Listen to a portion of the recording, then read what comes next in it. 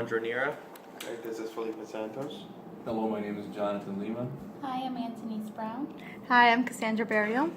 And hi, my name is Rebecca Moses, and I'm here to talk to you all about my career path. And let's start off with a quote. One of my favorite quotes is actually by Oprah Winfrey, and that is, "The biggest adventure you can take is to live the life of your dreams." This quote is actually very passionate to me, and it means a lot to me just because I chose not to take the easy path.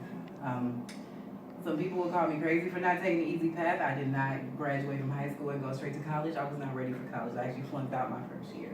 So I actually had to learn a lot along my path, and that's what actually brings me to my current position. So today I actually work as a youth advocate, or otherwise known as a youth advisory board coordinator for Orange, Osceola, and Seminole counties for community-based care of Central Florida. Within that position, I work with youth between the ages of 13 through 23. Ooh, let me not be nervous. 13 through 23 in the foster care system. And I teach them how to advocate for themselves, but I also hold them very accountable. If you give me a problem, I expect you to give me a solution. And that will lead me into my tomorrow, where I plan on being a teacher or a probation officer, whichever one opens the doors to me. And in my future, I plan on being a lawyer / CEO of my own work release. So like I stated before, I currently work as the Youth Advisory Board Coordinator in that position at Community-Based Care of Central Florida. When I first got this position, the 3 objectives were: host a monthly meeting, encourage the self-esteem and personal accountability of the youth you service, and to create bylaws. The first and the third objectives were easy. The second one was actually one of the hardest ones, because I actually have to be whole myself. And when I first got here, I was not whole. It forced me to confront demons from my past and realize why I am so invested in the kids. But what it gives me is, calm down. It actually gives me the ability to give back to people like me.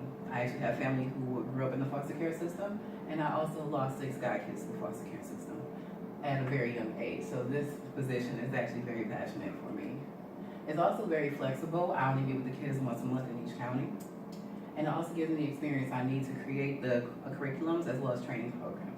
I am proud to say that the kids I actually service now, we are actually training all of the social service providers in the Central Florida area, and we plan on branching out to all of Florida. So that's actually a big accomplishment, because when I first started, they gave me a book and a binder and said, make it work. And 2 years later, we are still operating. So for my tomorrow, I plan on being either an educator or a substance abuse counselor or a probation officer. Currently, I do have a substance abuse counselor license, but I would like it to take it to the next level.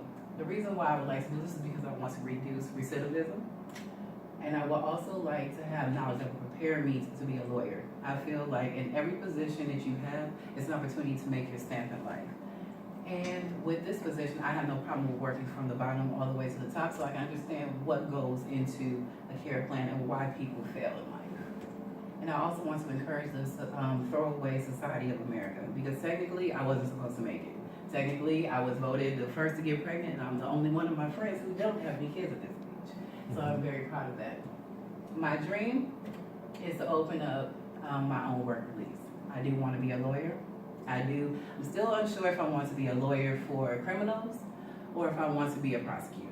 The reason why, if I wanted to be a prosecutor, I actually wanted to give people an opportunity and give people the actual skills that they need to survive in life. What's going on in our current prison system is not okay, and we actually need to rehabilitate the person and not just throw them away.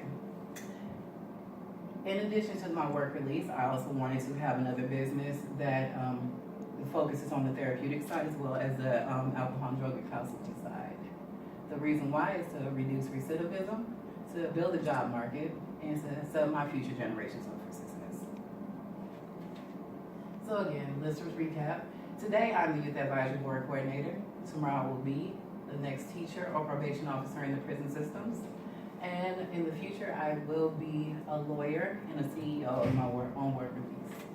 So my quote to end you all with is, for every one of us that succeeds is because there's somebody out there who showed you the way. That is also by Oprah.